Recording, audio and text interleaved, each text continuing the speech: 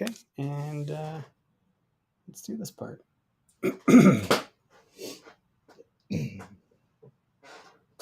Oh, stuff. That's it. I love it.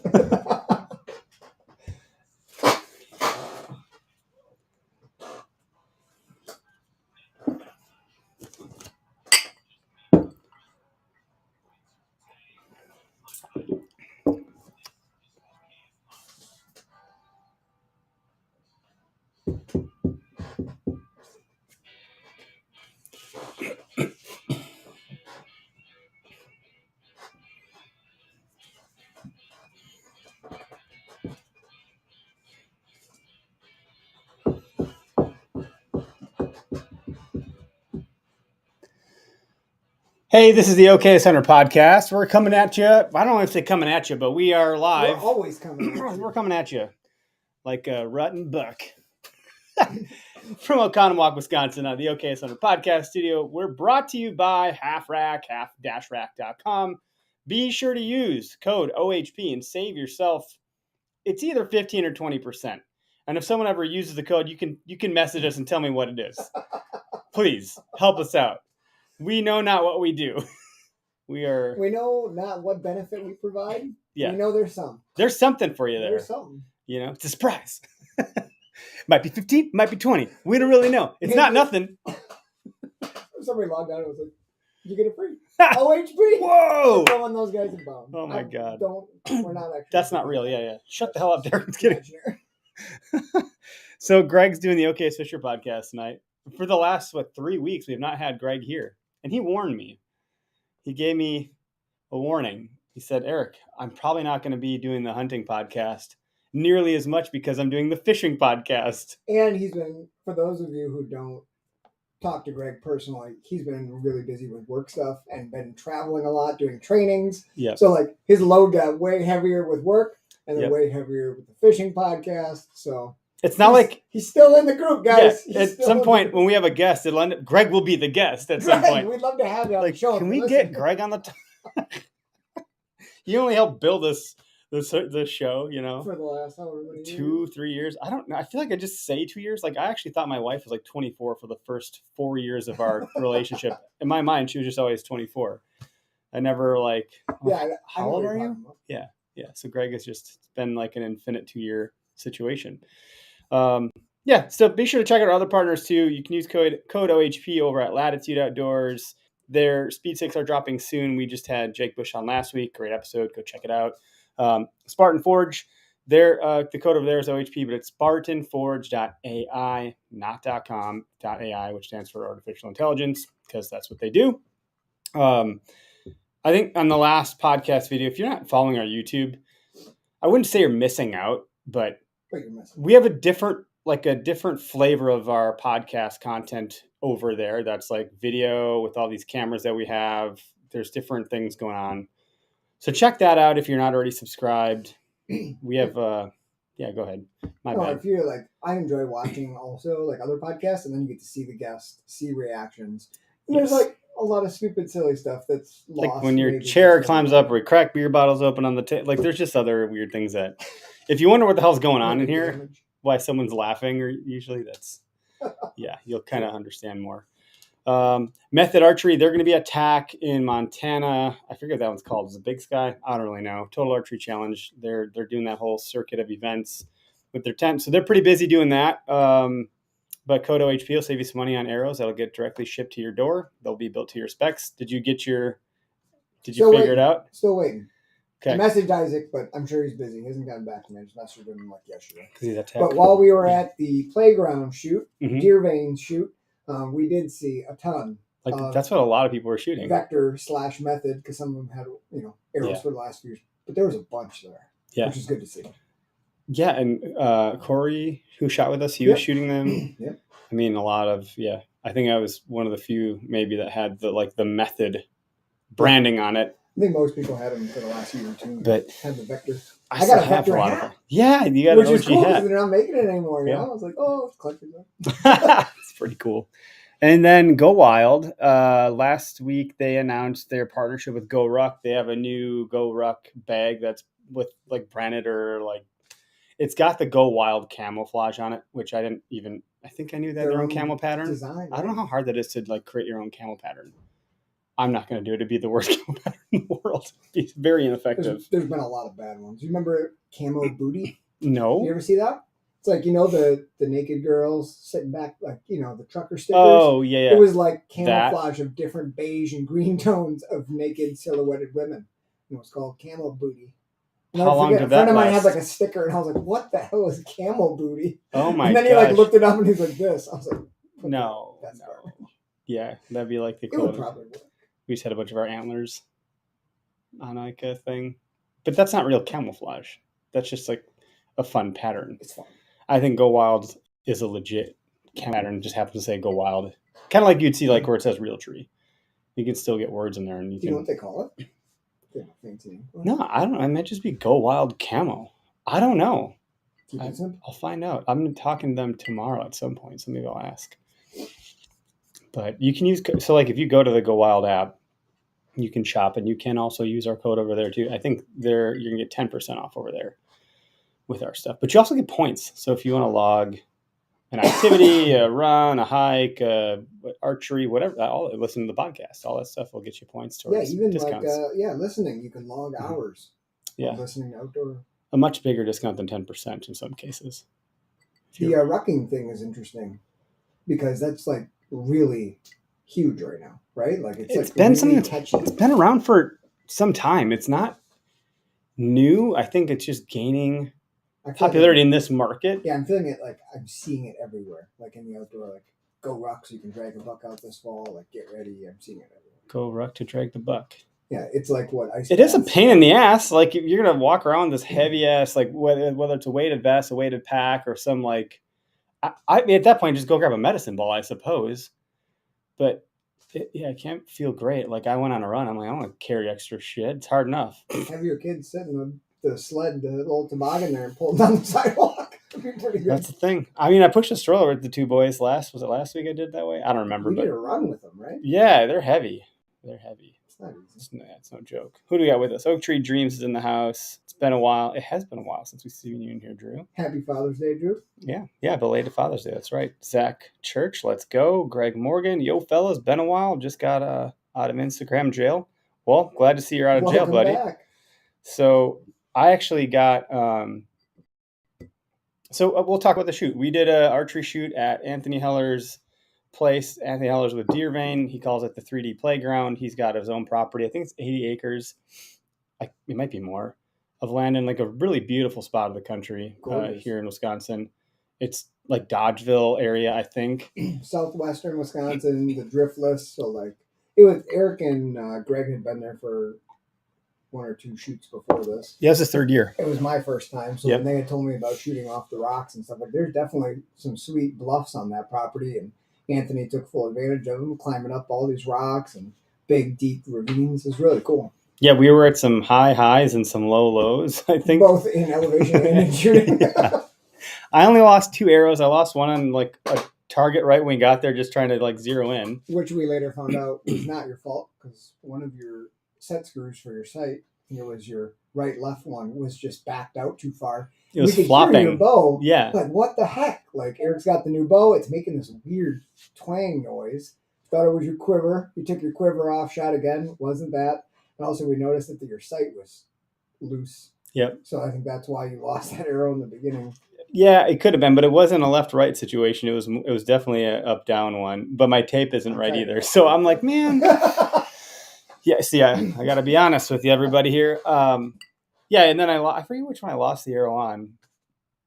I know I missed. Did I miss the bear? It was a ricochet shot. Remember, it was the one like over the hill. That's right. You hit a little bit of foliage, something, and then it kind of whipped. Yeah, that one felt unfortunate. What do you got, dude? Yeah, I don't know. Not much, I guess. Have an arrow sponsor. that is what I'm gonna do. Hey guys, I lost some arrows. Yeah, no, it was a very dynamic course.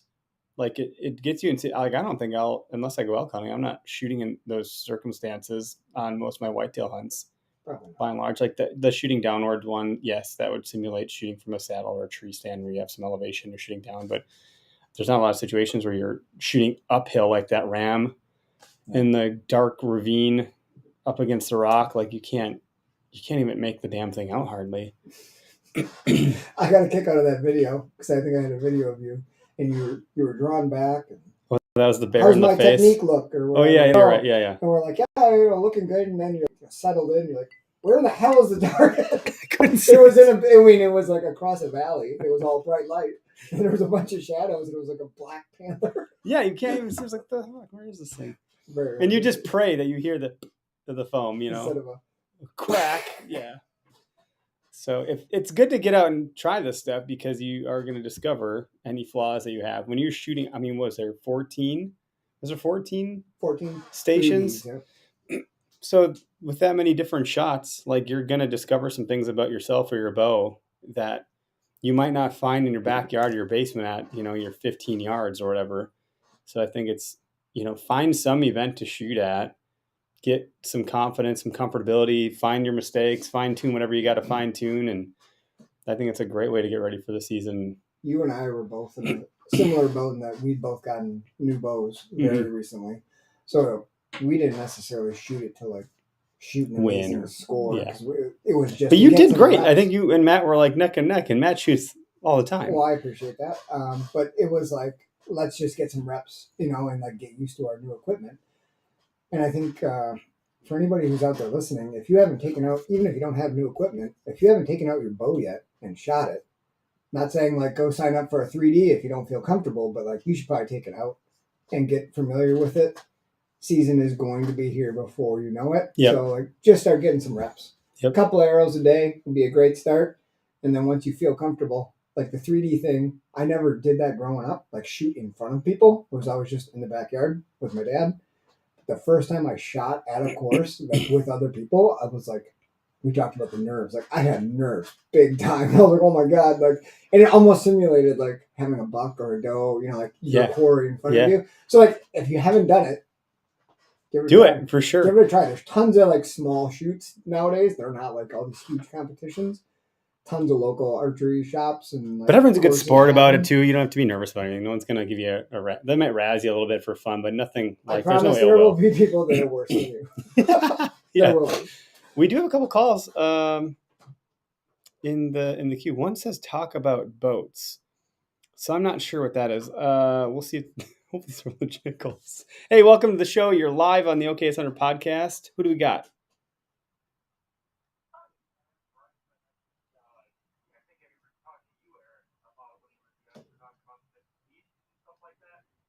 Yeah, that was a great episode. Speaking of our YouTube channel, that one's crushing it on YouTube.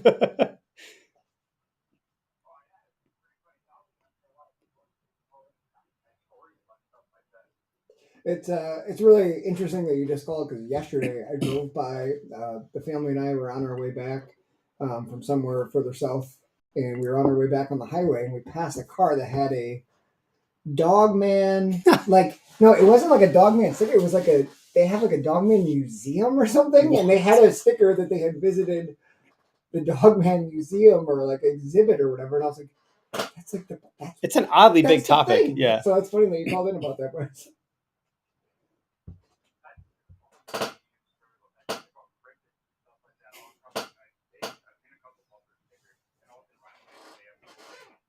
Yeah. Cool. I need to visit one of these places. Rhinelander one.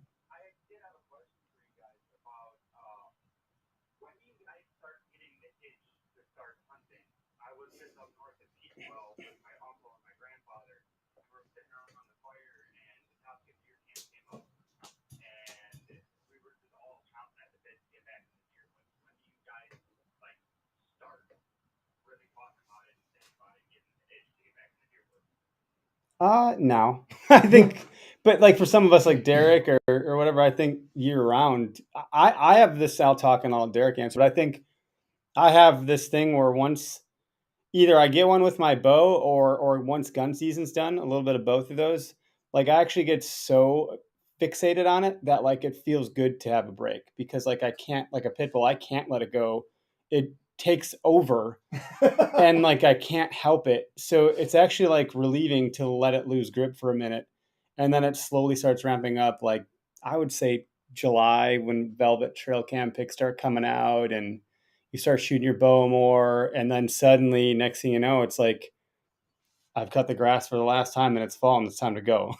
Like, I like that you put that in there because that is always like kind of like a signal that season is upon us. yeah. Yeah, I don't know. I'm wired a little bit different. This is like I've always like white deer season is just year round, like Eric said. And I think what he just said is like fairly normal, fairly common. Like all of a sudden, it kind of like season's coming around. You see the corn is like starting to dry out. People start thinking about hunting. I have like group texts with multiple people who are like just as silly as me, and we talk deer hunting every day, year round. Like Corey and Tim on this text, like they're sending me trail cam pictures every day.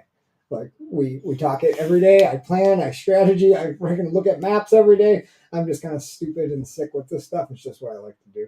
So I'm always ready and eager and chomping at the bit. It's a fun question to ask us, though. Thanks. What about you? What was the result from the deer camp talk?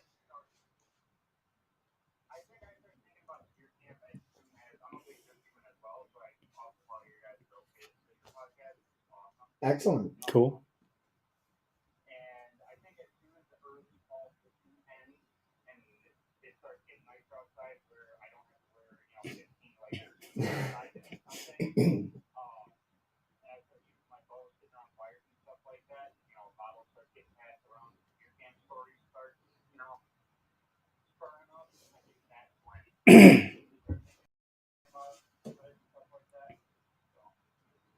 Yeah, the fishing thing I think plays a big part in it. Like Matt is obviously on OKS Fisher and Greg, and we were talking on the drive to the shoot. Matt's a huge muskie fisherman, loves going, early to late fall casting for muskies because that's when they're putting on the feed bag. So he was trying to talk us all into, hey, why didn't everybody shoot a buck real early in the season and we can all go up and do a muskie fishing weekend? And of course, everybody thought that sounded great, and let's just do that. That'll be the plan. We'll all shoot bucks early. Yeah, then we'll just go do grouse whatever. hunting Yes. and go muskie fishing. That's the plan. Let's do it. Yeah, now to make it happen. Don't take up too much of your guys' time, but I did want to say that methods, customer service, and stuff like that with your guys' code is amazing. I just bought some of their arrows, and for anybody that's on the fence about buying them, they're worth every single penny. They're amazing. And the customer service is second to none. That's great to hear. They've really grown a good team there. So like Isaac is out traveling for Total Archery Challenge. Isaac's one of the founders, and they have their engineer Brad, who came out here and helped me get my bow set up. He's running around to help people with things all the time. He's like, "Oh, I had to stop by someone else's house nearby on my way to your house. Is that okay?" I'm like, "Of course, it's okay." Like, like I'm not going to say no. But and then I forget the other gentleman we had here, Ben. He's super smart. Like, they just have a really well-rounded team now where they've grown enough to have that in place, to have that customer care, where I don't think Isaac knows half of what's going on. I don't even think Isaac knew that I got a bunch of new arrows and broadheads when I got this buck. And I called him. I said, I shot it with your bow and your new broadheads. He's like, when did you get the new broadheads? I was like, your guy brought them to me. He's like, he no did? idea. I didn't even know. That's great that they did that. And so they're a rock solid kick-ass team over there. What I loved is every time I've been to their little warehouse there with you guys, you can go talk to anyone in there who's assembling arrows. And like immediately I talked to the one guy, just like, oh, show me what's going on. And next thing you know, he's part of the club that my cousin's vice president of. They're going longbow hunting in Idaho together. And like everybody in there is super serious about what they do. They know, they take it really, really serious. Like they're building their own arrows. And like, Yeah, that's super cool. I'm glad you had such a good experience, Bryce, because that's what we want. Yeah, dude. Thank you. Well, yeah, I fat fingered one of my orders online, and I called right away. And I think it was Brad, because he talked about just helping you with your bow, and he was in his garden doing some work, and he helped me out to change my order. And I thought that was really awesome.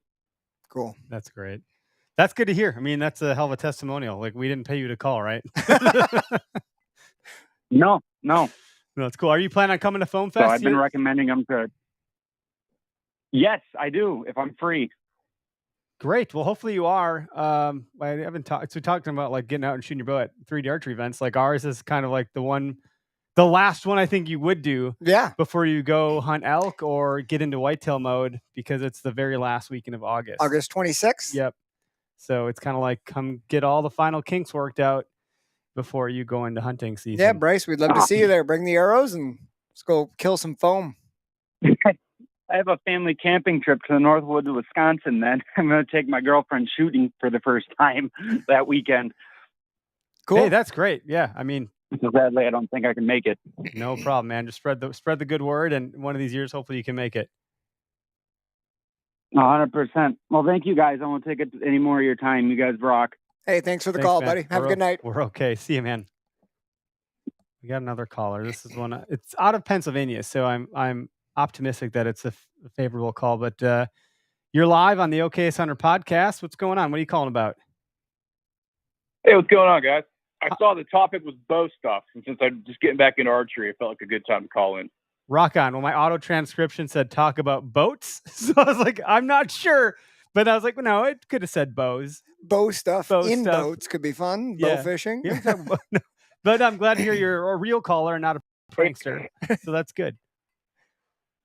Yeah, they're both expensive, but with archery's scratch and itch a little bit more, man. Boats just seem like they're, I think my father-in-law says bring on another 1,000 every third time we go out together. Oh my gosh. Yeah, what did someone say? My buddy's selling a boat right now. He's like, that's the best day of owning a boat is the day you get it and the day you get rid of it. We drove by a really nice boat. I've got a very small little aluminum boat with a little tiny motor on that I take my kids fishing in. But we drove by a really nice boat by the Cedar Lake Marina today. Really nice fishing boat. My son's like, Dad, when are we going to get a boat like that? I just chuckled and he's like, why are you laughing? I was like, buddy, you'll figure it out. When you grow up and understand how boats work, you'll know why we didn't get one. Yeah, buddy. You'll get it. About 20 years. So TAC was just in Pennsylvania. Did you go to TAC out there? Or are you shooting any 3D events or anything? Yeah, so I did go to TAC. I was working the BHA booth for part of it, but I also shot, ended up shooting the black rifle course one of the afternoons as well with my bear that I just got a couple months ago. Ooh, I heard you guys talking to the other caller about, the benefits of shooting those kinds of things. And I really, as I get back into it, like it really does open your eyes to, I never really used to even shoot a whole lot beyond 30 or 40 yards and would never shoot at a deer past 20. You get to like 50, 60 yard targets for the first time. And it's really kind of like, man, if I could hit foam consistently and shoot, a nice group here, those 20, 30 yard shots have to feel a little bit more manageable when you're in the woods. 100%. And, you hear the argument, and I think it's way more commonly accepted with the younger crowd today and just seeing people shoot long distance on social media. But like so many of the older class, like guys and hunters, I would always hear, I'm never going to shoot it at a deer over 30. So why would I practice at that? But you just mentioned you put a target at 50 yards and take a couple of shots and you're going to see everything you're doing wrong. Like your form matters so much over an extended range that like all of a sudden you'll realize, holy cow, my sight is just a little bit to the right because at an extended range, I see it moving this way, or I'm torquing the bow. Like every little piece of your technique makes a difference. We picked apart my technique pretty well. Like I was burying my face into the string. I thought, oh, this is my anchor point. I felt good at that point. I was creating a consistent result. Well, consistently bad result. So like it was nice and I was torquing the bow a little bit. So like these are like some of the like mechanics of it, the fundamentals that like Derek said will really show their face. But it's like run if you're gonna run for 10 miles, well the next day you're going a 3-mile run, that's gonna feel like a piece of cake. Yep. So I think shooting at 60, but in real life you're probably gonna shoot at 20, maybe up to 30. That'd feel like a chip shot. Yeah, I got to hear John Dudley speak at I went to the TAC in 2021 as well, and he spoke at one of the events, I think it was that Saturday night, and he was talking a lot about his ideology and all the things that he does, and that was one of the things he said was, practice at twice the distance that you would actually want your effective range to be to deer, right? So if it's going to be 25 as your max, then you practice out to 50. It's going to be 30 and 60, et cetera. And it's like, it makes a lot of sense. But for some reason, it just like didn't occur to me on my own to think about it that way. The other thing I think is such a benefit of shooting at those like public events is there's always going to be phenomenal shooters there. And typically they're also like really good teachers. Like John Dudley is a teacher, right? Like if he sees you at the range, not that like everyone's going to go out and have John Dudley, but he's going to like be like, hey, can I like, talk to you about this. Mhm. And like, there's people who've done that for me, like just at a public range, like, hey, I just noticed, like, can I help you out with something? And like, have taught me a ton that I Yep. have no clue who these people are, but they were just like, this is their passion. They're at the range all the time, so they help you out. And I think that's a huge benefit to, like, especially novice or people just getting back into it. Yeah. If you have an open mind, you're willing to hear what someone else has to say. Like, it might just very well be the thing that, oh man, I was wondering why that kept happening. Like, why are my groups all to the left? And it might be something you're doing and it's not your above. And that's why groups like OK Thunder exist, man. They have a full circle. Hey, Yeah. perfect segue. I will not tell anybody what they should or shouldn't do. But wait, I did just get my kids a ambidextrous bear Spark. And so the arrows that it came with are fletched wrong. And the knock is glued on, so I can't rotate it. So they're leaving the whisker biscuit not in the way that they should. So they're fishtailing out of the arrow. And I'm like, a couple years ago, I wouldn't have known that this was even like something worth paying attention to. But I'm like, I'm also not going to refletch these damn kid arrows. It's fine. That seems like a lot of messing around. I get the bow press out and everything and really tune the whole thing. All right, kids, let's get this thing figured out here.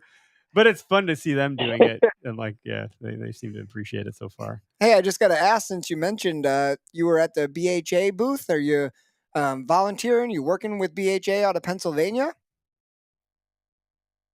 Yes, I was a volunteer helping out with running the booth for the weekend. So I'm on the board of, for the Pennsylvania chapter as the vice chairman. So I got involved a couple years ago, and really, this is totally my personal views and all that. But I've really, found a home in BHA, and I think it's a great group of guys and girls. And so I try to help out a lot of that stuff. And TAC is one of the events that's in my backyard. It's about an hour and a half or so for me. So kind of one of those things where I'm like, well, I guess if I have to go work the booth with my friends and shoot my bow for the weekend, I'll go. Oh, Twist my arm. yeah. Probably got some free food too. Yeah, well, not as much as you might think. I'd Damn say it. free like Clif bars and energy chews and that kind of stuff, Yeah. but close enough. Gatorades, all the good stuff when it's hot. And it actually wasn't that bad temperature wise the one day that we shot, but a couple other days it was like mid 80s and really humid. And that can be just heavy when you're breathing that air. Well, hey, on behalf of all the sportsmen, thank you for volunteering and joining that organization. We're pretty big fans of BHA here in Wisconsin and nationwide. So Yeah. thank Does you. your uncle have something to do with it, or? Yeah, well, my I guess, cousin Gary's acting president That's right now of the BHA Wisconsin, because our buddy Joe is helping out with some issues at home with his wife. Yep. So we love those guys. It's cool. No, that's a great group, and it's cool. Like, there's a lot of I don't know. It seems like Pennsylvania has a huge hunting population. I don't know if it's bigger than Wisconsin or Michigan, but it's up there. Like, you guys are one of the bigger states for this stuff, and the fact that TAC was just there, it's cool to hear from folks from Pennsylvania. And then I get emails from you guys, W or DNR or whatever, all the time, because I bought tags for the 1 year I went there, so I still get all the updates. The 1 year or the Yeah. 1 day? The 1 year, and it was literally 1 day. Yeah, but no, it's Yeah, cool. it's all it takes, man. You're this now. If you guys are ever out this way, definitely feel free to connect with me. Let us know. I won't keep too much of your guys' time in case you go to the college, but appreciate you guys spreading the right message. I stumbled on you guys not too long ago, and I think that the community needs a lot of positive voices out there. So glad to see you guys continuing that trend. Appreciate it, man. You have a good one. Thanks for the call. Yeah, thanks a lot, buddy. Take care, guys. You too. I wanted to know what kind of bear bow he bought. He said it was new. I forgot to ask. I tried and I didn't want to interrupt, so it's kind of whatever. Maybe I'll have another reason to call back. But that Legend XR, like, short of the twang it was making when my sight was a little off, I think that dampened most of the sound, because it wasn't initially doing that. I was like, whoa, how did it get loud all of a sudden? Sounded way better once we tightened it up. So overall, I'm pretty happy with it. I think I just need to get more time with it, more comfortable. 100%. And I got to get that confidence back when I get the tape right. And the ZMRs, they're still fairly heavy, so they do drop faster than like a regular arrow. So I don't know if the math on that tape is going to be perfect.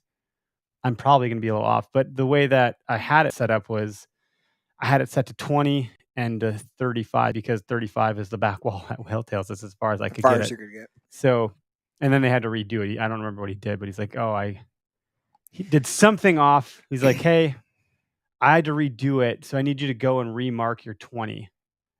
Oh yeah, you mentioned that. And at that point, And you didn't have as much time. I didn't. At that point, the kids were were at the tail end of what they could tolerate, and so I was like, "Yeah, looks good."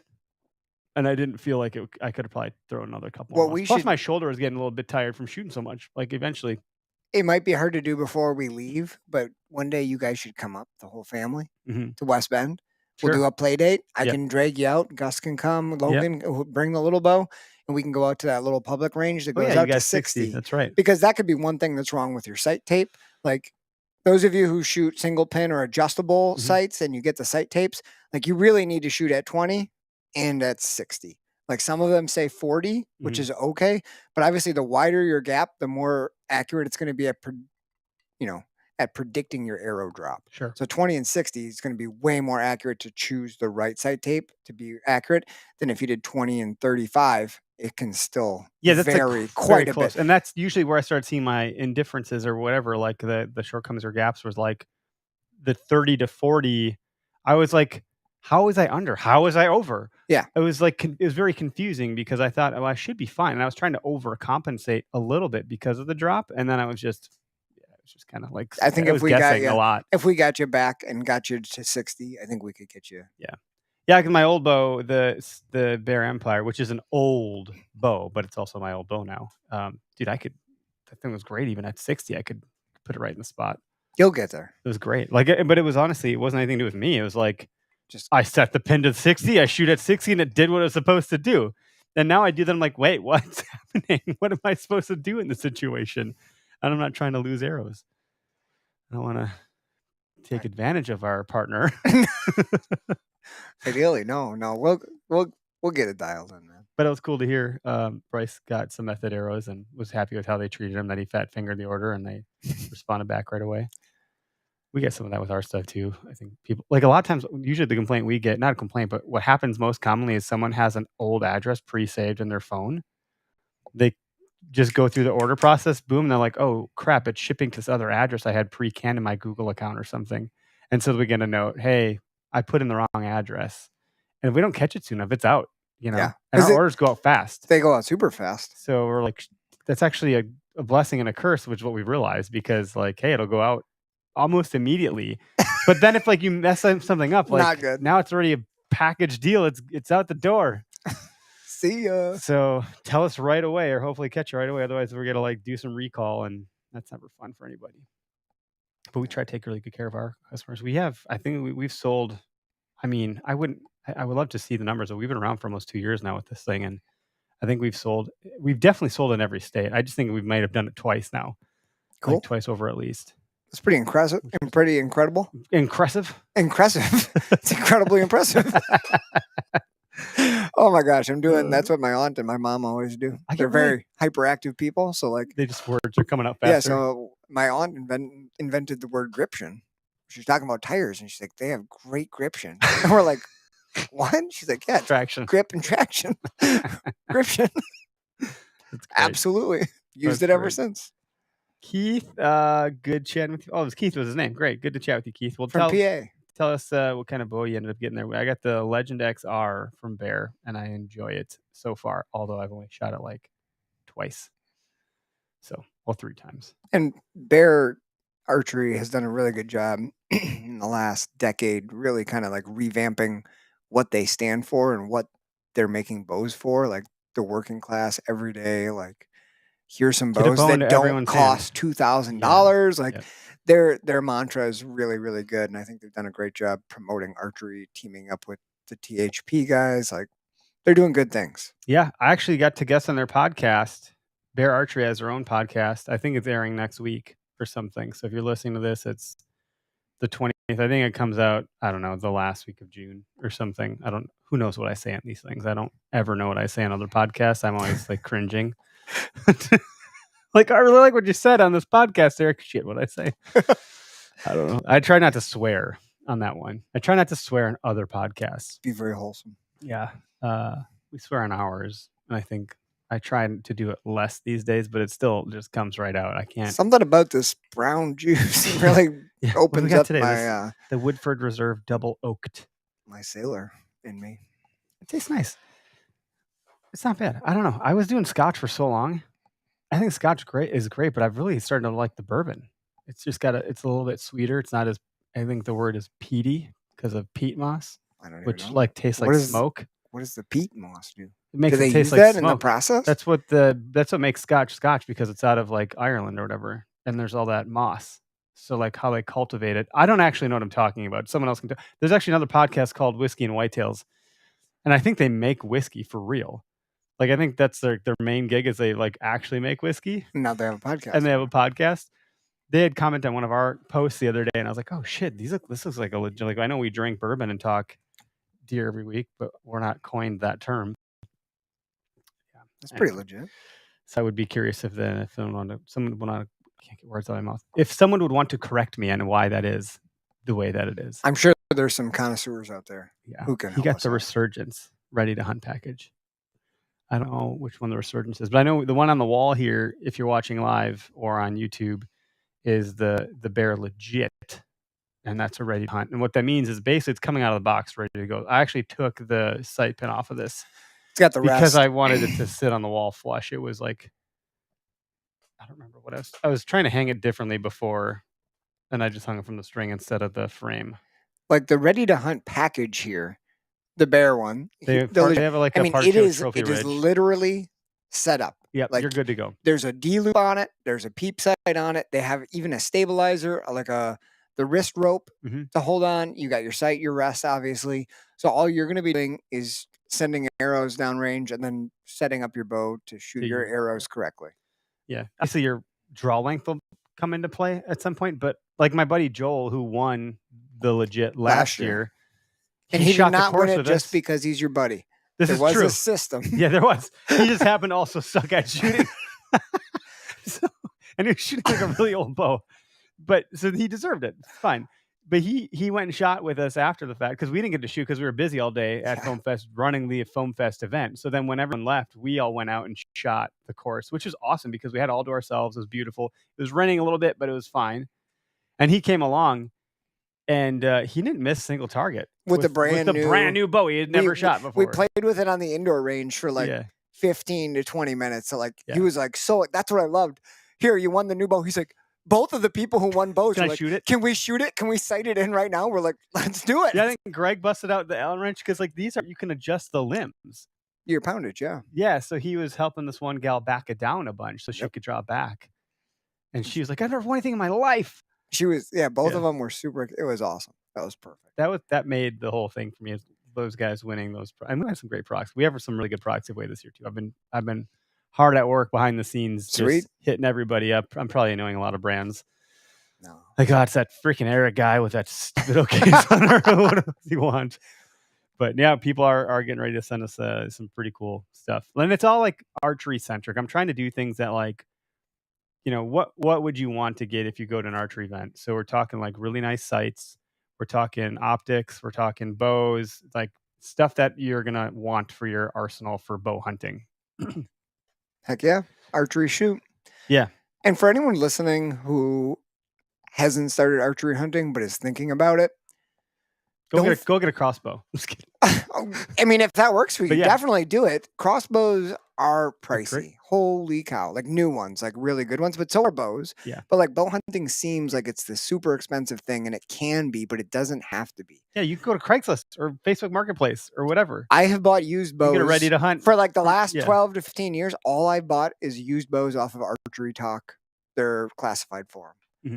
Which is slowly dying out. There's like tons of Facebook forums, archery, sale and trade, but you can get these really nice bows that are maybe 2 or 3 years old that have probably been cared for very well for a couple $100 that are set up ready to go. So like, don't feel like you need to pay $2,000 for this latest and greatest, like brand new flagship bow. You're not going to reap the benefits of it because you don't know what a shitty bow feels like. You know what I mean? Like if it's your first Yeah. bow and it's a great bow, good for you if you can afford it, make it happen. But like you're not going to know how great it is because you haven't shot anything else. Yeah. You don't have to get, just because like your favorite celebrity Instagram hunter is shooting this, you can start with a $300 full setup bow used and you'll be fine. That's what I've done for the last 15 years. We talk about a ready to hunt out of the box. Like you can go buy a bow used, it'll be ready to hunt because likely some other hunter has it fully outfitted with all the sights and stabilizers and everything else you'd need, and they've probably already killed deer with it. And now maybe they're ready to upgrade. So they're going to try to get some money to help offset that cost.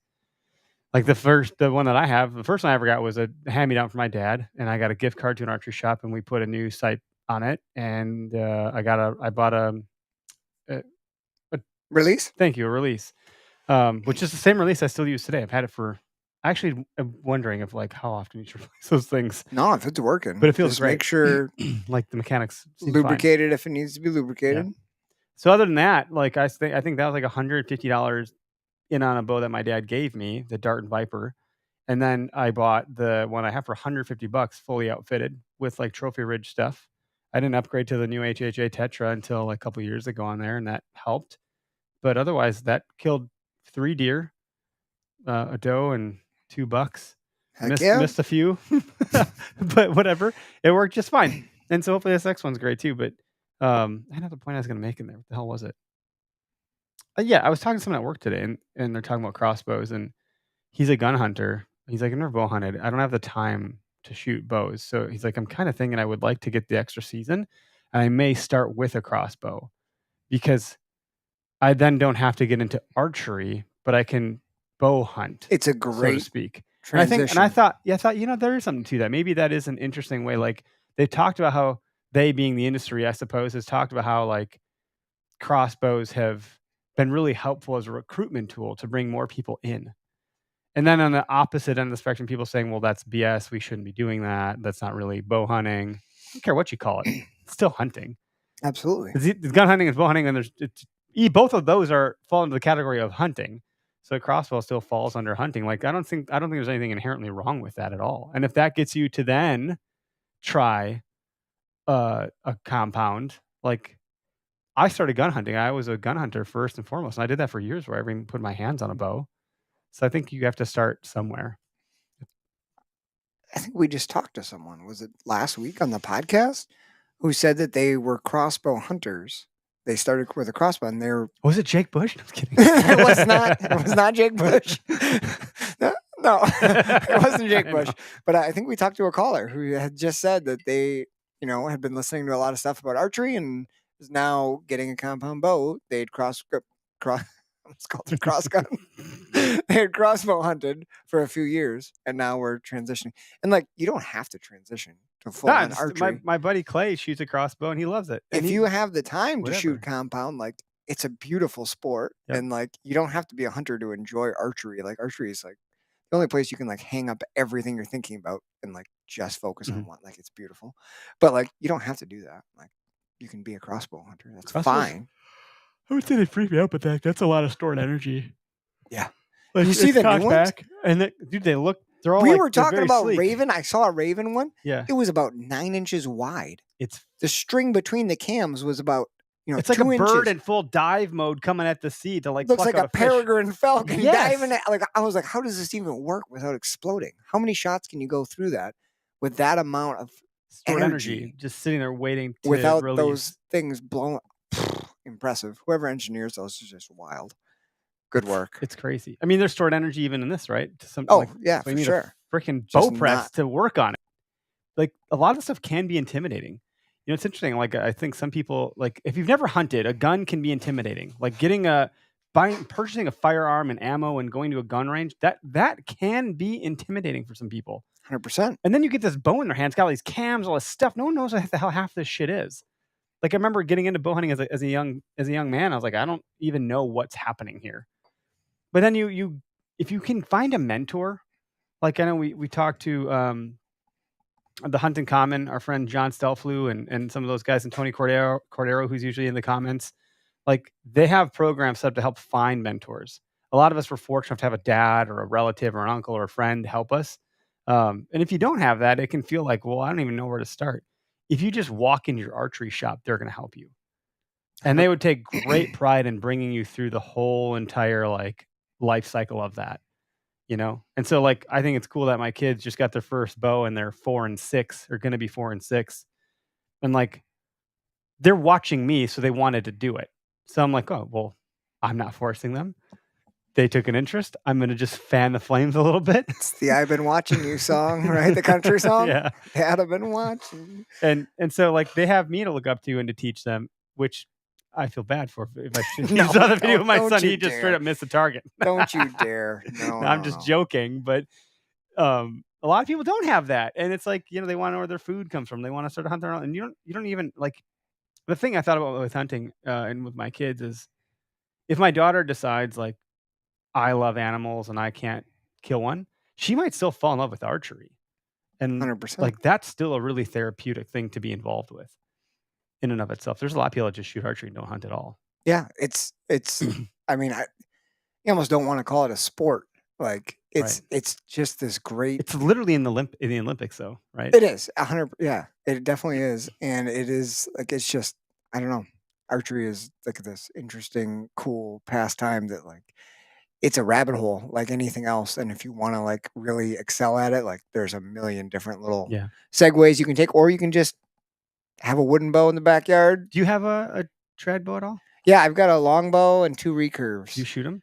I haven't shot them in a little while, but I used to shoot them quite a bit. Have you ever hunted with them? Yeah, I took any success? I took a bear grizzly recurve. I thought you were about to tell me you shot a fucking bear with your recurve. I took it bear hunting. Oh God! And my cousin Gary, who's the backcountry hunters and anglers, helped me make my own cedar shaft arrows. We fletched them with my turkey feathers and like the whole deal. Painted crests on them, it was. And then I totally blew it, man. Totally blew it. Well, yeah, you're shooting shooting collector's item at a wild animal. I had this beautiful black bear come in. My bait's like 14 or 15 yards. You know, it's like right where I wanted to have it. Mm-hmm. And I was so Dave Bechtel was actually with me filming. So he's in the tree filming me. I've never been filmed before. This is like a long time ago, you know. I started drawing back on this bear, beautiful big bear. I mean, like 250 pounds probably. I didn't even get close to my anchor point, and I just shot. I'm like, what? Like the arrow went over its back, you know. I'm like, what did I just do? Like it was just, you know, a different sequence of events than like pulling back, anchoring. Like I just drew back, and I was so excited. I just shot. Bear runs off. No idea what happened. You know, just heard a stick fall. 20 minutes later, comes back in. I missed the dang thing twice. Oh no! Comes back in. I did the same thing. I draw back. I almost made it to my anchor point, and I just shot.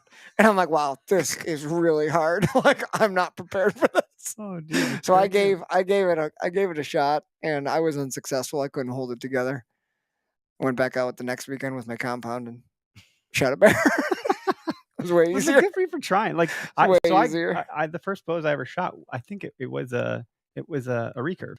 My dad had in the garage, and I was like, she set up a target in the backyard, and I got to go just shoot that. And so I learned as a kid.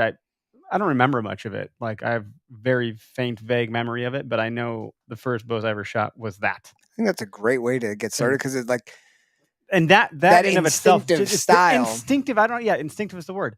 That is a word that taps into that part of your like, I don't know, our heritage as a Homo sapien that used to like compete with Neanderthals. F that word. Neanderthals? Okay. Because is it Neanderthal or Neanderthal? I don't know. I don't want to sound like an arrogant prick when I say Neanderthal, but I've heard Joe Rogan talk about the same damn thing. And so I was in a conversation. I said Neanderthals. They're like, what the hell are you talking about, Eric? I was like, you're like, damn it. Damn, I'm trying to sound like a smart person here. This is bullshit. Fine, it's Neanderthal. I don't care, but we coexisted. Anyway, primitive stuff. We do have I'm just going to bring him in before we drink too much bourbon. Craig, you're live on the podcast. It's been a hot minute. Thanks for calling in. What's going on, buddy? It has been a while. How you guys doing? We're doing all right, man. We're on bourbon number 2.5 or something. That'll answer the question. That's nice.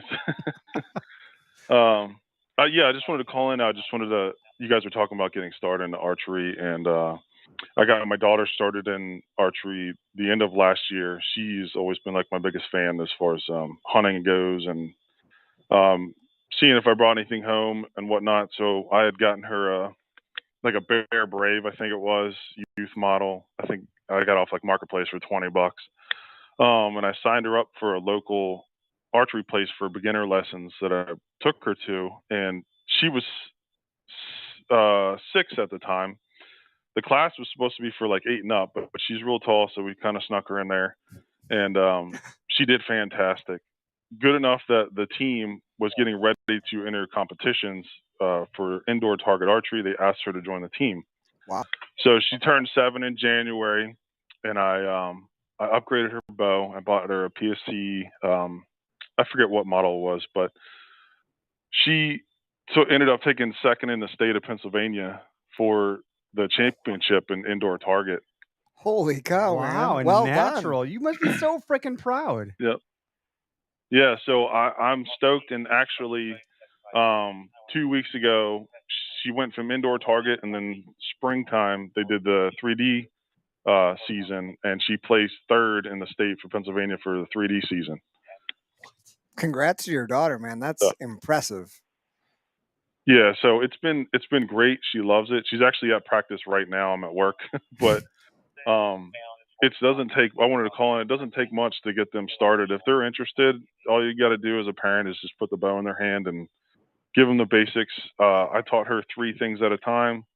You know, it started with their feet, nose on the string, and not, yanking the trigger. And we just practiced 3 things at a time. Once she got those 3 things down, then we moved on to 3 more things. But it's the exposure that's, up to us to getting them into things. Now, her friend that's on her team, now she's 7 now. She's shooting in Junior Eagle, and so that's like 8 and up. Her friend got 1st in the state, so she went down to Illinois this past weekend and won the national championship, and she's 9 years old. That's really cool that not only do you... Yeah, sorry, go ahead. No, I'm sorry. I just wanted to make a plug if anybody was interested. It's the group that runs it is called S3DA Archery. It's all youth. If you go on their website, they have a map. It can't be any easier. You go on their map, you can look up for your area, and it gives every local archery shop that is involved with S3DA youth archery in your area. Say that again. SD. What are you saying? S3DA. Yep. Sam 3 D as in Dan, A as in Apple. Cool. Okay, I just want to have you say S3D because my dyslexic self, I'm like SD3, saying it wrong already, but I'm on their website now. So s3da.net is the site, archery programs for the youth. So I'll have to take a look because my daughter's and as you zoom in, it'll expand and it'll give you more more defined search for that. So if anybody's interested in getting their kids into it, it's been a great program. I've been pleased with it, and so it's going good. Next, she has an outdoor target, which is she'll be shooting the furthest she's ever shot, which is 20 yards. So she's been kind of nervous about that, but I just want to make that plug. And it's been a while, so glad you guys are doing good. Yeah, we're doing okay, man, and that's a great plug. Thank you. It's one that I'll look into, and you're in PA also, right? We had another caller call from Pennsylvania. Yeah, I'm in southeastern Pennsylvania. Man, Berks County area. So we're not going to get you. It's unlikely that we'd get you guys to come to our foam fest. It's like a 10-hour drive. Well, listen, I just took the trip down to Texas last season. That was like 26 hours we drove. Oh, yeah. But I would like to come. Maybe not this foam fest, but the one after that. Have to do some planning and stuff. But I would like to come down there for that.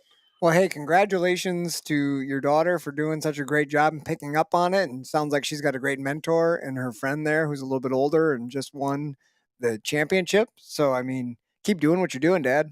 Yeah, dude. And if you were around here, I'd take some lessons from you too. It sounds like you're a great teacher. So that's great. So I love the 3 things and the 3 things. That's a great, I'll have to impart some of that myself. That's good stuff.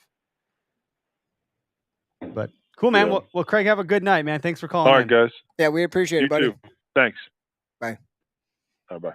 Oh, that's so great to hear, kids and youth getting into it. A buddy of mine that I went to high school with that I kind of got started into archery. He's been doing it with his son, shooting an indoor league. It's like a father or parent-child because there's moms and daughters who shoot it also. But they've been doing that for like 2 years. His son's like 9. Absolutely loves it, plugging paper targets in the indoor range. And we had to go to, I'm a member at Horkenmarsh Bowman, which is an archery club. and they just converted to a 501c3, which means they're officially a not-for-profit, nonprofit organization as of June 1st. That doesn't have much to do with the price of tea in China. I'm just saying. It's made things challenging to host an event there, but we got figured out. Nonetheless, I think they're like halfway between you and I. And I think that'd be a really fun spot for us to go with our kids because they have a great course, they have good indoor stuff. Now that you're a member, because I think in order I to can be bring a you as a member, guest. you have to be. I can sponsor you. But even to become a member, I think you need to be brought in by a member. Correct. Because I looked into, because I was like, after we did the shoot, I was like, well, I want to become a member here. And I was like, well, I don't really know anyone who is a member. But now I know you, and you're a member. Yeah. So I could, and I'm allowed to bring a guest. I can go anytime I want. I have the gate key and all that stuff or whatever. But that'd be a fun thing to do, and it'd help get the kids out our wives' hairs. And we absolutely need to do this. And now that my kids have a bow, I'm definitely doing some plugs for Bear here. I mean, obviously they've given us a couple bows to give away, and we don't have any sort of like official partnership or anything. But I went to Fleet Farm, and they had all the youth bows at Fleet Farm. So the reason that was cool was because I'm a last minute kind of guy. And my desire for Father's Day was to do that, to shoot bows with the kids. And I was like, oh, I should have went on Bear's site and like ordered this so I would have had it for Father's Day. I didn't, but they have a good retail presence. And so they had all the bows that I would have expected to buy online at the retailer, but they were the only ones. There was not other youth bows or other branded youth bows. Just Bears. Just Bear. So Bear seems to have done a really good job with like getting in front of like the youth with good products. And the fact that they had an ambidextrous one, I was going to buy two bows, one for my middle child and my oldest child, but they had the ambidextrous one. We need to circle back to that point, by the way. Okay. So the reason I think that was cool is I only had to buy one bow because I wasn't sure I didn't know if they were going to be left or right. Because as you had noted, my son was shooting a lefty. He was shooting left-handed. My daughter was shooting right-handed. I know, so the same bow, they're shooting differently. And I was like, look, you guys, you're not going to both be shooting at the same time anyways. You're going to be taking turns. 100%. Because I'm not going to have two kids shoot a bow. Like, you guys are too crazy. And so one bow worked out. But I'm just saying, like, Bear's done a good job of having a good array of youth bows because they have, like, ages 4 to 8, 8 to 12, whatever. They have these different age groups where, like, both of my children can pull this thing back. And it's got two little cams, So they feel like it's a little bit more legit than, like, a Nerf gun or something. Yeah. And they're shooting it at a target. We have another caller. What's going on with all the call signs? This is great. Did you have another point you want to make? I did, but do you want to take the caller first? Let's bring the caller on. Are you good at remembering? Yes. I'm not. Okay. Just remember this. Remember that.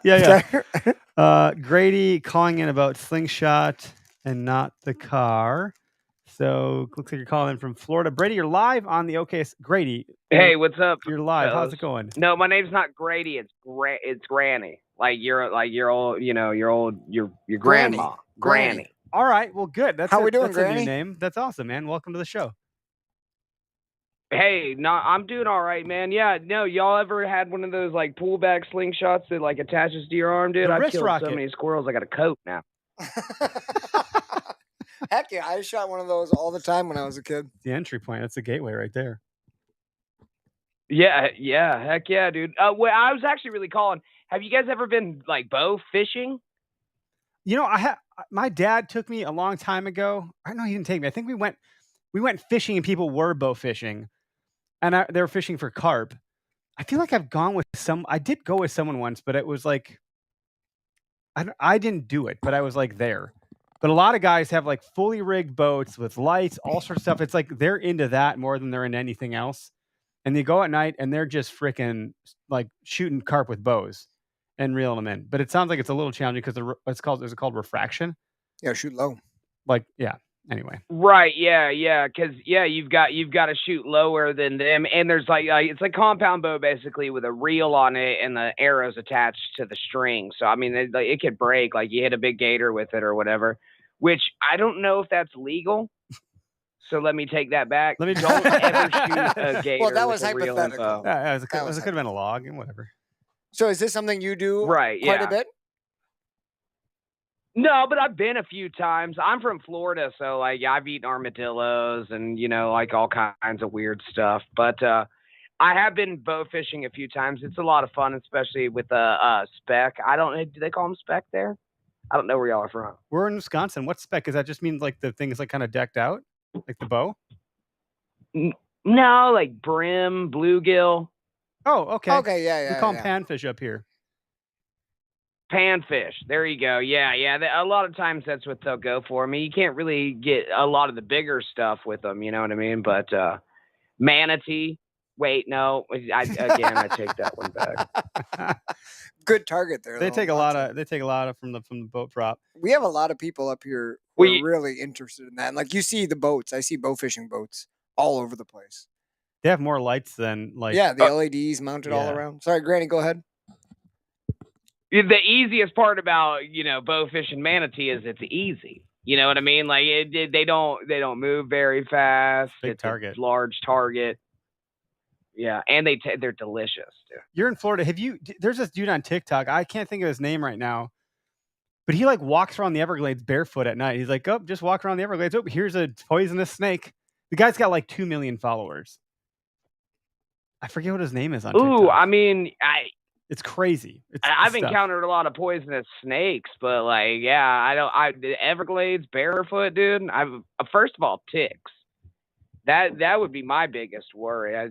F the snakes, dude. The ticks in between your toes. That'd be my biggest worry. Sounds sketchy. You guys got more stuff to worry down there, worry about than we do up here. Gators and ticks. Yeah, man. The gators, man. The heat. It's like all of it sounds terrible. So do you do any like deer hunting down there in Florida or no? Because I know that's the thing. People deer hunt in Florida. I mean, yeah, I've been deer hunting. They're tiny though, dude. You don't really even need a gun. You can basically just wrestle them. You know what I mean? Like they're not big or anything. So, like Key West, dude, they got tiny little deer, man. That's not even. You just hit them with a bag, dude. You don't need a bow. You don't need nothing. You just run up on them with a bag, dude, because they're on an island. And where are they going to go? Very low entry fee to get into that. I don't think you can hunt the key deer, but they are really small. They're tiny. I think they might be protected. Yeah, man, I've just talked about it. Hunting all kinds of endangered species. Well, I don't think manatees aren't endangered. I think it's, but I don't think it's legal. As long as Granny's not your real name, you should be fine. Yeah. Oh, all right, yeah.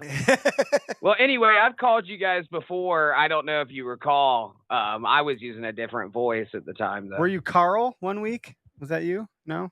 I don't know. I reckon my name isn't Carl, it's Granny. Yeah, that's Carl from Louisiana right there. Our down south caller. Yeah, buddy. Yeah. Well, good. Thanks for calling, man. We appreciate the humor. We'll go. And also, everybody go Okayest Hunter. Everybody go follow Okayest Hunter. Oh, I forgot to say I was live. That's probably illegal, but whatever. I've already talked about killing manatees. So. That's got to be a hell of a meat haul. What do you do with a whole manatee? Yeah. Jeez. I hope they float. Well. What you dragging there, Sonny? You freeze half of it, dude. Oh, man. Well, you have a good night, buddy. Thanks for the call. You too. Thanks, guys. Later. We learned something new about There's one of our Carl. callers. He's got different aliases. He might call back as someone else next time. But it did say Grady. So he did give himself a name. Carl, Granny. Grady, Granny. Anytime I see so he's calling from, where did it go? Ocala, Florida. Oh, did it just disappear on me? Oh, it just dropped off my screen completely. So if there's an Ocala, Florida, I'll have to make a mental note of that we can have some fun with that caller. Good manatee fishing. Ever shot a gator? No, I mean, I'm not saying no, I never did it. Yeah, we know people. I do know people in Florida. We got a couple followers down there. Calder, huge comment coming through here. I'm just going to read it instead of posting it to the screen. I'll post it to the screen, but it's going to take up a lot of real estate. As someone who got themselves into bow hunting in their 20s, it seemed very intimidating. Cost, correct gear, bow fitting, and so on. Bottom line, I just pushed myself to walk into my local bowl shop. What is with this mixing words tonight? To walk into my local bow shop. That is a tongue twister. They were extremely helpful. Worked on my budget. Worked with my experience level, and were not judgmental at all about my situation because they are so passionate about what they do and getting others involved. People who work in the bow industry do it because they love it. That's true. And I know when we had Michael Waddell on, 2 years ago or whatever, that January, I got to go down and talk to him at ATA. Yep. One of the examples he gave was like, he walked into a snowboarding shop and he felt like there are certain pro shops or archery shops that might be condescending. Like elitist? Yes. And he said he experienced that walking into a snowboard shop. He's like, I need a snowboard. They're like, oh, yeah, what kind do you want? He's like, I don't want one that goes down a hill. Like, I don't Help me know. out. Yeah. I have no experience. Like, help me out. So I think if you go in there and you are vulnerable, right? Like, you're humble, you have some humility. I think people can pick up on that and they'll help you out. Absolutely. I usually lead with humility. One of the callers, the gentleman from PA, yeah. sorry, I don't remember his name, but he mentioned John Dudley. Keith mentioned John Dudley, who, if you're not familiar, kingpin of the archery world, like phenomenal competition shooter, guy does knock on TV, all this stuff.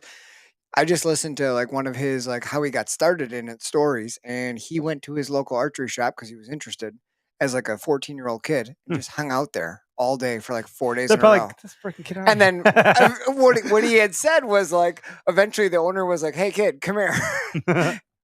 Grab these arrows. You ever fletch an arrow? And he was like, no. And he's like, well, here's how you do it. And he showed him this jig, and the kid's like, why am I doing this? He goes, well, I forgot to make this guy's arrows, and he just walked in, so I need you to make them. You hang around my bow. John Dudley fletched all these arrows and like started working there. Like that's how he got his start. So is like cool. These people just said like, here's a kid who's interested. Obviously the kid showed up. Let's teach him. And now that's what he does for his job. Man, that's cool. There's an acute example of that in this. I've been reading this book, The Daily Dad. I read a little bit every day. Yeah.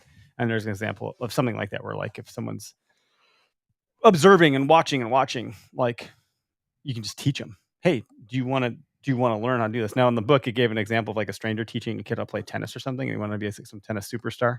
I'm not saying like we should expect strangers to teach us things. As parents, we should be observing our children and know what we should be teaching them based on their interests. Like we should, allegedly, right? Should. It's relative, but that's what I was like. Oh, my kids are watching me do this. They took a keen interest. I should probably help them with that. Which transitions into this. Okay, let's go. So we've talked about this before, but if anybody didn't know this, my dad started me in archery when I was pretty young, 7 or 8 years old, probably. Browning Micromidas compound bow. I was right-handed, so I got a right-handed bow, which is incorrect for me. I'm personally right-handed, but it is called a right-handed bow, even though I hold it with my left because you're drawing back with your right. Yep, it's because you're right-eye dominant. Yeah, right. So I'm left-eye dominant, which my dad didn't really check or think about. I mean, it wasn't a thing. Like I did everything right-handed. Was good with my right hand. Here's a right-handed bow, perfect. And I shot, but the issue was my left eye, whatever my little brain deficiency is, like could not let my right eye focus. Like I tried to close it. I just couldn't do it. Like my left eye would not let my right eye do it. So I wore a patch for years and years and years. And I would keep an eye patch up above my left eye in my hat. And then when I was about to shoot a deer or shoot at whatever, I'd have to pull it down, cover my left eye. So I could not see with it. And I shot with my right eye for years and years and years. And then in my mid to late 20s, I just decided I'm going to switch to left-handed because I'm left eye dominant. Everything I've ever read says you shoot way better with your dominant eye. So I completely switched to left-handed. I've been shooting left-handed ever since, and it's been awesome. That's crazy. You did the switch in your 20s. Yeah, I think I bought a left-handed. Did it feel really weird? Yeah, like the really mechanics weird. of it felt strange. Felt very weird. Like putting your arrow on. Yeah. Holding your bow with the opposite hand and putting an arrow you should on see my son. was the hardest thing. Like watch a kid do it. I was like that, but 10 times worse. I was like, which way do I?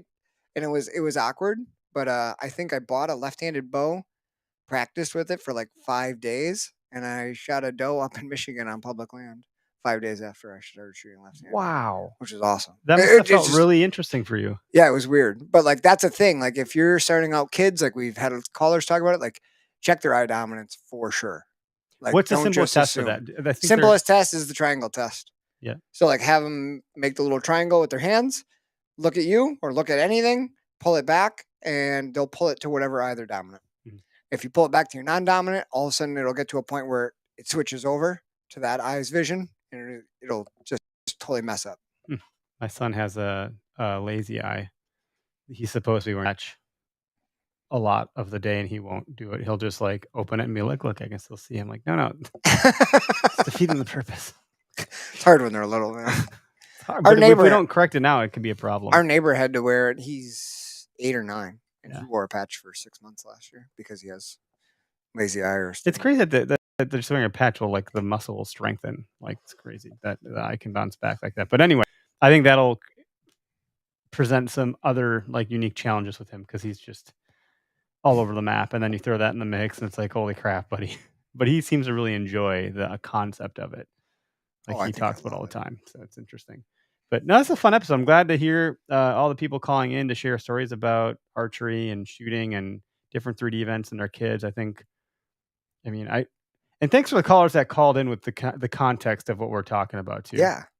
I'm not to diss anyone that's ever called in to tell them something different, but it's nice that it's in alignment with what we're talking about. It helps keep the flow going. It's great hearing people who are getting into archery or hunting, bow hunting in general. Like that's awesome.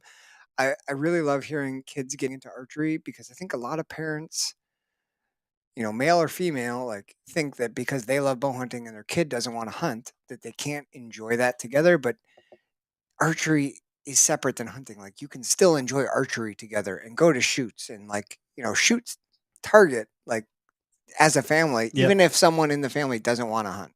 Even my wife wants to get into archery. I know a bunch Now of she's kind of families- like, I want to shoot bows. This looks like so much. Ashley 'cause it has a is bow. fun. Ashley shoots. Holly should get a bow. Yeah. We can all go together at Horicon Marsh. Yeah, so Holly's got to come shoot the course, and she might have a chance to win the pink RTH. that She's we not have. lefty, is she?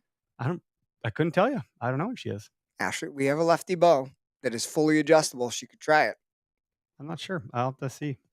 That'd be But it fun. would be fun because then we could all go as a family. I know families, entire families up back where I used to live in Peshigo. There's a really nice 3D course, and there's families that none of them hunted, and they would all go shoot. 5, 6 of them. It's pretty They cool. all did archery together. Yep. None of them hunted. It's perfectly fine like that. Yeah, you wouldn't knock on someone like No. whatever. And if you do They hunt, just like like to it's just a shoot. great way to put the reps in, so you feel confident, full draw when you got a living, breathing creature in front of you. Then you know where to put the arrow. You've experienced all the different shot types. Like you should feel like, I got this. No problem. The 3D archery has helped me a lot. Like it really has. Oh, definitely. And obviously like practicing out of what your actual setup is important too. Like once you get your saddle or your tree stand or whatever, be sure nicer weather, get that stuff set up if you have the means to do it, or someone that might nearby. Like certainly worth doing that too, because you're not going to understand what you did wrong until you understand how it works up there. We haven't talked I've about learned that. this the hard way. But even sighting in your bow from elevated, if you're only a tree stand hunter, you should definitely be You should- shooting and sighting in your bow Yeah. from. You saw me end the course, and I literally called out loud. The first station was like a steep downhill Off that rock. off the rock. It was a chip shot, 15 yards, but it doesn't matter. It was downward shot. What I say, bend at the hips. You did great because you were the first one to shoot, and you did the really over exaggerated. You were aiming across a freaking valley. The target was 90 degrees below you, but you were bend at the hips. Yeah. But it was it gave everyone a reminder because otherwise, what happens? You shoot 6 inches high, right? Yeah, because otherwise you do this, and that's not the same. Like you need the whole thing to move with you. Yeah, so any rookie, novice archery people out there, if you're shooting from elevated, the tendency is you're going to shoot high. So especially when you're getting really, really close. I shot high elevated at a buck that I missed before I shot that guy, and that was I was hunting with Greg. We were You not too almost far, always shoot over them. and I shot right over, and I didn't understand what had happened. I was on the money range wise. My sight pin was at the right spot, and arrow sailed right over his back, and I was like, "What happened?" And that's probably what happened. So my dad was a really good teacher to me when I was little, and I remember being 10 or 11 and getting ready for hunting, right? It's before season. He's getting me ready, testing me, and we got the 3D deer target in the backyard. We had a little tiny 5x5 balcony we used to shoot off of, and he would, go down there and take the target and be like, "Okay, deer standing like this. Where do you shoot?" And I'd show him, and it might have been the first time I ever saw my dad cry. He quartered the deer to me and was like, "Okay, where do you shoot here?" And I said, "You don't." And he looked at me and his eyes welled up and he gave me a hug. And I was like, "What is happening?" He's like, "You don't shoot." He's like, "Don't shoot." I'm so proud that you said that. He's like, "You're going to hit it in the shoulder and it'll get away." It happened to me. And he teared up. He was so happy. But he used to do that. And then sometimes we'd be shooting and I'd be up in the balcony and he'd move that target 3 yards. He'd be like, "All right, hit this one." And every time if I held right on where I want to aim, I shoot right over the freaking back. So like he ingrained it in me. Always shoot low. There'd be times where you would hold your pin below the belly to hit it where you want it. Because the closer you get, the more that exaggerated. that so these new angle. rangefinders, a lot of the new fandangle things will tell you it'll take the degree of the shot into consideration with the range. I don't know how much that helps you Well, you notice what that does is it decreases the range. but like then do you just go by that and set your range and then Yeah. you don't shoot low Because like it's you're still taking the fine? actual distance and subtracting off the angle that you're shooting at because your arrow. So you can trust that as a source of truth. As Almost. long as you sight in your bow using that rangefinder, you'll be fine. Sure. We got one more call that wants to call. Let's just I'll put the number on the screen.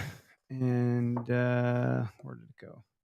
Zach Church. The number is 262-757-4122. I did throw it up on the screen there. It's also in the description of wherever you're. I don't know if you're on YouTube. It should be in the description. But nonetheless, there it is on the screen if you want to give a call. We'll hang out for a couple minutes longer here.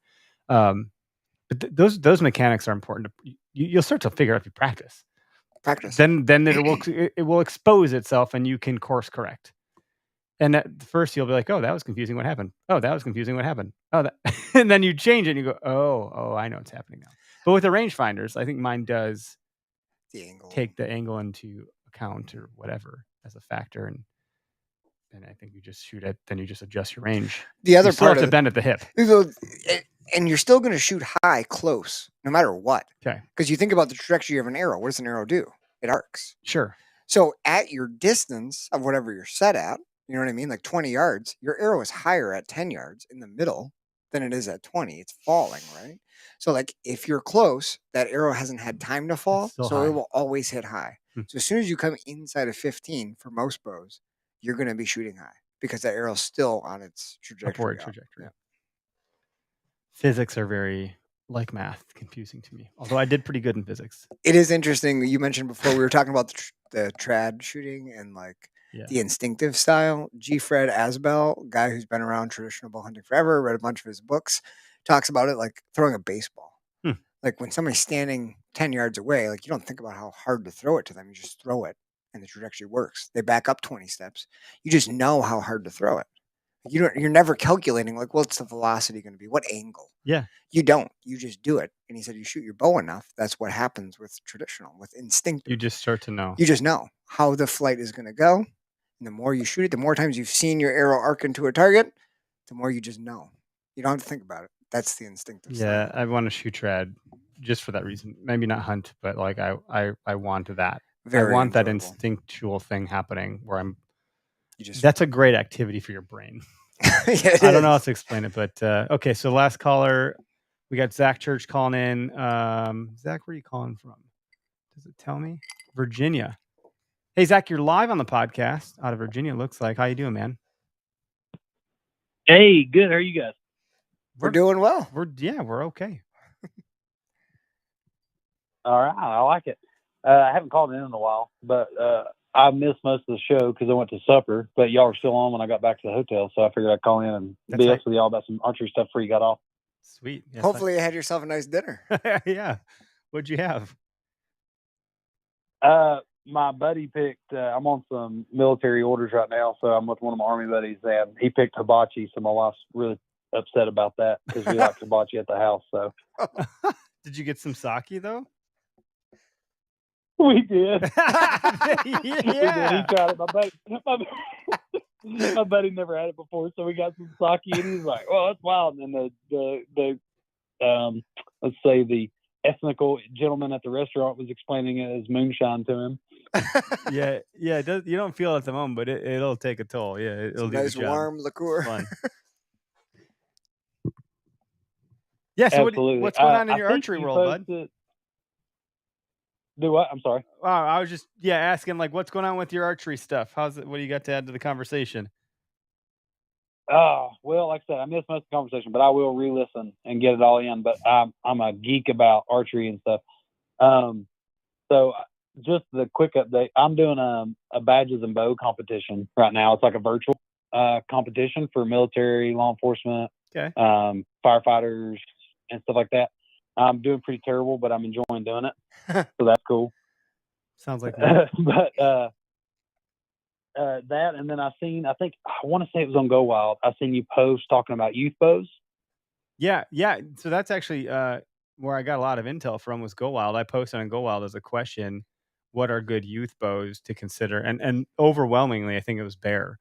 And there are a couple others in there. I actually found I have a High Five branded youth bow in my garage that someone gave me at some point. I busted that one. That one's got a little bit more oomph to it, not much, but a little bit more. But the way the way the arrow rests on the frame of the bow is not great for the kids. Like the other one makes a lot of sense. Yeah. So I love Bear archery. I've shot him before. I shoot Matthews now, but I recommend anybody getting into archery, Bear archery, especially if they're getting into it. And that's what my buddy, actually, me and him has shot since we've been on where we're at. But what I commented on Go Wild, but it's not an American brand, so I'm not a huge fan of that. However, it's the Sutherland Archery Hero Bow. That's what I bought for my kids. And the only reason I didn't go with the Bear was because that Sutherland Archery one it's a super broad range of adjustments, really low draw weight and draw length, obviously the draw length, and it goes up pretty high. It's not big enough to hunt with, but even at a super low draw length and draw weight, it has a peep sight, a 3-pin sight, and a D-loop. And it comes with a youth release, arrows. It comes with the whole shebang. That sounds pretty great. What's the price point on that? Yeah, so my big is like, I think you can get it on Amazon and I think Walmart.com, and it was like 150-ish, 160. But it comes with everything. Like you buy it, the box shows up, and you most of it's already put together. You can adjust the mods on the cams to adjust all the draw lengths at your house. You don't have to do any, no bow press or anything like that. What's the age and that's range what I've got for my two oldest sons. Do what? What's the age range? Is it like 6 and up or? I mean, I put he just turned 7, and I put him on it, and he's still a little wobbly with it. So I'd say the 6 or 7, depending on how strong, how big or strong they are, or how well they comprehend as well. But the only thing I didn't like about the Bear is most of the youth bows had that the string, like the little roller thing for the string for your fingers, and it didn't have a rest. And this one has a whisker biscuit. I wanted my kids to get good habits from the get-go, so they had a release and the peep sight to go off of, and that was my big reason of choosing that. Yeah, that's cool. That's interesting. I think, my daughter might be more of a candidate for that than my son, because he's just a ball of crazy. Yeah, your youngins are a little bit smaller than mine. Yeah. But that was just an option. I'm not saying it's the best out there. No, but it sounds cool. Like having it be as close to like what you shoot as an actual hunter, like to them too, it takes it up a level in their mind probably too. Like they feel like this isn't some freaking you thing. This is legit. This is how I'm going to really learn. This is what it's really like. They're out there shooting with dad, and I get that little archery target with, it's just like the styrofoam block, for youth only. It's got the deer and the bear and the turkeys on it and stuff.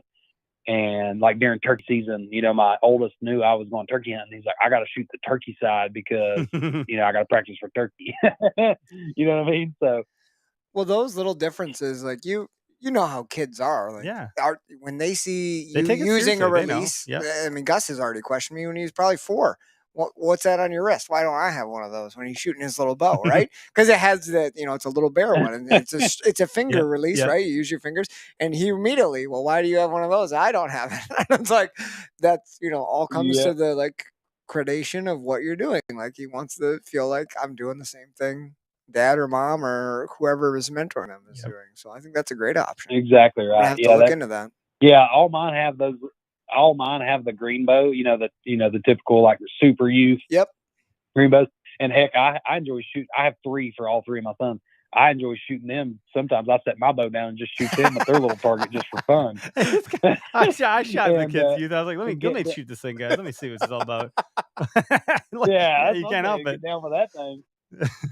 How far can I take this target? It's just a cool option for that. But like you said, they're very intuitive and they're paying attention. So I thought it was a neat idea. My middle son, he just got his in May for birthday, and he's not as into it as he is the other bow because he shoots the other one better. But my older son, he really enjoys the process and doing the same thing. And I just set it up to where it's like instead of doing 20, 30, 40 on the pins, I showed him, I was like, let's do 5 of your steps away from the target. And I tried to sight it in the best I could, off of his shooting for 5 of his paces and then 10 of his paces. So he didn't have to worry about a rangefinder and stuff. Yeah, that's smart. Yeah, but he'll want a rangefinder pretty soon. Why you got one of those? Yeah, I don't want to get. I already got it like really intuitive on them, so I didn't want to like overwhelm them with anything. So I'm just trying to pass on any kind of dad tips I can do. But definitely, like I said, when they first get into it, I'll definitely get them a bear archery. That'll be their first like hunting bow, just because they're excellent for what they are. So, and it's an awesome company. They've always had a good heritage. So, but I just thought that was a cool if you want to get them one to practice with before they get that hunting size, maybe that's an option. Yeah, that's fantastic. It's excellent tip. It's good to hear from someone like the reason I asked Go Wild is because I knew I was going to get good responses there. So the fact that you had referenced that and you're giving me a good response just goes to talk about, we don't got to pump our sponsors too hard here because they're all ingrained into what we do as a show. It speaks volumes. But no, man, thanks for the call. We appreciate it. It's good to hear from you. No, that's no problem. I think I sent you, if I'm not mistaken, I think I put the link to it on your Go Wild. You probably did. I'm in there like maybe once a week. So I'll, I don't know if I've gotten back into there yet. I usually do it on Wednesdays after I post the podcast. I'll go back in. And so, and I bounce back between our OKS Hunter account and my personal. So I'll bounce back in and take a look, but I appreciate it a bunch. No problem. Well, we're getting dialed in. Love the Jake Bush podcast, by the way, but we're, cause I'm a huge fan of him. But we're getting dialed in. Hunting season's coming up. It's going to be here, man. Yeah, I can't wait. It's how it works every year. My wife's already going, oh my God, it's already almost here. This is bullshit. Today I was playing on my phone on the deck, and my wife goes, what are you looking at? I said, well, I'm looking for trail camera deals. She's like, what about those 6 that you just ordered that are laying on the basement floor? I said, yeah, I'm looking for more of those. She's like, more? And I was like, yeah, a lot more. Oh God. I bought a trail cam yesterday. Hey, you can't have too many. You can't have too many. That's cool. I know. That's what I told the wife. I was like, hey, this season I need more evenings to hunt. I said last season I got a lot of mornings. I'm really appreciative of how great you were with me. I was like, I need some afternoons though, so I can dial in these bucks. And she just like gives me that side eye. I feel, dude, if it weren't for the wives, like this hobby, this pursuit, this passion of ours would not be a thing because they hold the cards. They really do. Like if my wife's like, no, I'm out. I'm going to go do my thing. And I'm foot the bill with the 3 kids. Like I ain't hunting. It's not going to happen, So like, bless the wives that like allow us to chase our weird hobby that we have where we get crazed. Like it overtakes us. Oh yeah. And I can't think about anything else come hunting season. It becomes a total mess.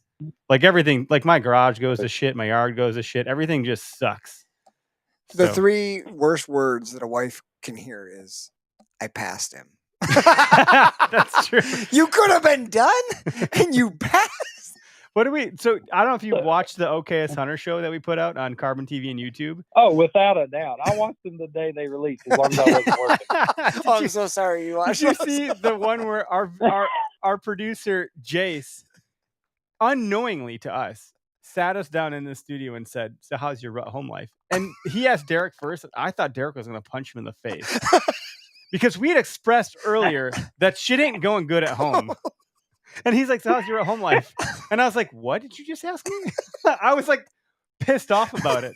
And then Derek's like, I will kill you. Why would you ask me that question? It's not good. Okay.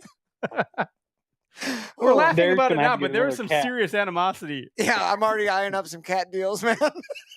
I know you're gonna have to get a cat like halfway through the season so you can get through the rut. You know it, brother. You know it. I might end up with another baby to be. Our neighbor's cat just had a litter, so I'm like, hey, what can we do for a little October deal? Oh Lord. The only thing I was upset about is y'all's OKS Hunter series is they didn't follow me around this past season. And so I hunted like well over, I'll make it quick. I hunted well over probably 80 hours work week wise in the stand right during bow season. And then I hunt bow through muzzleloader. And it got to rifle, and I was like, all right, I'm fed up with this. I'm watching the language. I'm fed up with this. So I started taking my rifle out. And then the day before, because in Virginia, our hunt season, our rifle kicks out, and then it comes back into archery and then muzzleloader again. Mm-hmm. So the day before rifle season ended, I took my rifle out and killed I actually ended up getting a 10-point, my biggest buck to date. And she had to get the kids from school and all kinds. It was a mess because I was like 2 miles deep, blah, blah, blah. Long story. It was a cool story. And then I hadn't killed a doe yet because I was worried if I killed the does early, she would be like, well, you have meat in the freezer. You don't need to go back for a buck. So I tried to wait till late season to get a doe. Smart man. To get some extra meat. And then, I archery hunted does as hard as I could in late season, and they were all so skittish. And I ended up missing a doe because I had a release issue, or not a release, I had a failure on my equipment. It was my fault. And then missed the doe. And it was the last day of season. I come in like an hour, 2 hours after dark, just like moping around. And she said, well, what did we learn this season? I was like, what? She said, shoot the does early. Oh, that's great. Well, congrats on your best buck. That's great. Oh, thank you guys. Y'all killed some booners. And then Eric over there got him his first turkey. So y'all been killing it. Yeah, it's been more than okay around here. And I don't think that, so we have the turkey hunt episode getting chopped up right now by the producing crew, and I don't think we're going to post it until next year at this point because it's just far beyond turkeys. No one's going to give a shit. So I think we'll post it to hype it up turkey season next year. It'd be weird to post it end of summer. Right before deer season. Yeah. I know we're excited about whitetail, but check out this turkey video. Rick rolled. No, it's all good. But it'll be fun to watch it. But thanks for the call, man. It's good to hear from you. Yeah, we appreciate you following along, buddy. Hey, no problem. I'll call you back, bother you in a week or two. Please do. Yeah, cheers. Cool. Well, with that, let's end this popsicle stand. I like that. I don't know. That's not a thing. People don't say that. They do now. Hey, everybody, have a great week. You'll get this on Wednesday, Tuesday night, whatever it ends up being. If you're not registered for Foam Fest, go to our website, okshunter.com. There's an event page. You can go there and register. It's all through Eventbrite. It's all pretty seamless and pretty smooth. You go buy a ticket. It's $40. We raised the price this year. There's a lot. We were way underwater last year.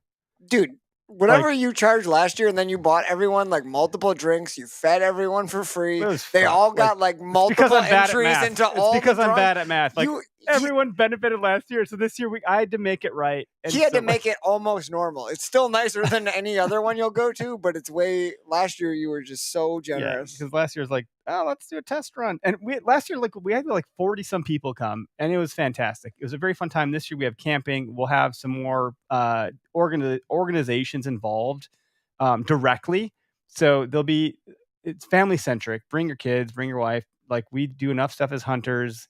If we're the males, which like I say that because 90% of our demographics are males. Okay, so I'm not excluding the females. I'm just saying that's the stats. That being said, obviously there's female archers and bow hunters and hunters also. I'm just saying, trying to cover my bases here. We had a female archer kick our ass this last weekend. She was really good. She was a dead eye. But that being said, it is family centric. So bring your wife, bring your husband, bring your children, and know that there'll be events to keep kids occupied. There'll be food, plenty of food for everybody. There'll be breakfast and lunch. I think we'll have to do dinner too because we're doing a camp. But I think the dinner I want to do, like, I haven't fleshed this out yet, but I want it to be more inspired by the people that are coming. So like bring food to grill. It's camping overnight. So I think there probably are hotels that are like within some proximity of like acceptable, but there's no cell service at Horicon Marsh Bowman. You're not going to be able to like do cellular stuff there. You're not going to be able to DoorDash in. Yeah. Some kind of stuff. So bring whatever, but know that like, if you're going to come, you can stay the whole evening. So bring your tent and stuff. Hopefully the weather cooperates for most of the day. There are indoor stuff because there's a clubhouse. But we're giving away a ton of stuff. Like you're going to leave there feeling like $1 million. You're going to have a lot of fun. I think it's a good event. So if you haven't register so we can start to get our head count in order so we can plan this thing accordingly. And it's the last weekend of August. So that's August 26th, which is a Saturday. We'll camp into the Sunday. there's nothing happening on Sunday other than pack up your stuff and get the hell out of there. And that's kind of it. That's all I have for now. So on the show with that, I want to get a nice plug in so people know what the hell's going on. Yeah, for those we hope that to actually see you listen. there. Do it. It's fun. Yeah. And I got a highlight reel on YouTube from last year's event. All our kids are going to be there again. Yeah. We'll do the shed hunt again. We'll amp it up a little bit. We'll do some other children stuff. It'll be good. You'll bury the sheds, make them dig for them. I don't know. I'm going to make them work. Hang them in trees. But like people shot bows out of saddles last year. It was great. I know there's a mobile hunter expo, and I think that's a really fantastic expo. I haven't been to it. I want to go. I think we can exhibit at some point. However, like short of that, I don't know other events that you can go to where you can literally shoot out of tree stands and saddles at targets. Try them, test them, play with them. Yeah, that's a different level. Like you can get in these things, but have you drawn back in it? Have you shot your bow? Because you have your lead side and your weak side. And like that's different when you're in a saddle. When you got to deal with your bridge, like, and you got to contend with shooting over or under that thing, like you're gonna need to know what that feels like. And that's the other thing is that we mentioned before. But if you already are a saddle hunter, but you haven't practiced out of it a ton, you need to because it does feel weird. It can. Yeah. It's weird. You need to practice. Yep. So with that, hopefully everyone has a great week. We'll catch you next.